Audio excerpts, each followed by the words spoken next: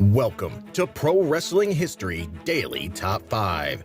I'm your host, the eclectic gentleman, Stephen Watts, and join me as I count down the top 5 moments for this day in pro wrestling history. But before we get started, don't forget to like, share, and subscribe. And without further ado, let's get our wrestling history on. Number 5, 1977. Jerry Lawler beats Jimmy Valiant to win the Southern title for the 5,775th time. Number 4, 1981. Ricky Steamboat beats Ivan Koloff to win the Mid-Atlantic Championship. Number 3, 1946. Martin Austin Broom is born, an English professional wrestler of Irish parentage, best known by the ring name Giant Haystacks. He was one of the best-known wrestlers on the British wrestling scene in the 70s and 80s.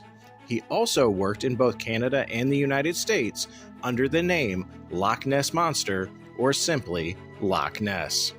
Number 2, 1982. Tony Khan is born. An American businessman, promoter, and sports executive, he is known for his involvement in American football, professional wrestling, and association football.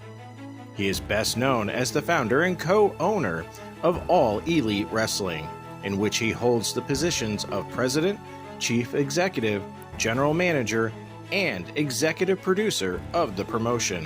Number 1, 1999.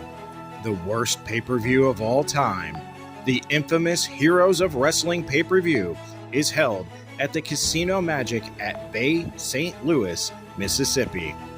The main event sees Jim Neidhart and King Kong Bundy defeat Jake Roberts and Yokozuna. The match started as Roberts versus Hart, but Bundy and Yokozuna were advertised in the main event for a singles bout, joined to make it a tag match. That wasn't the most confusing thing or the worst thing on the show. And that's our list. Make sure to comment below what you feel was the number 1 moment for this day in pro wrestling history.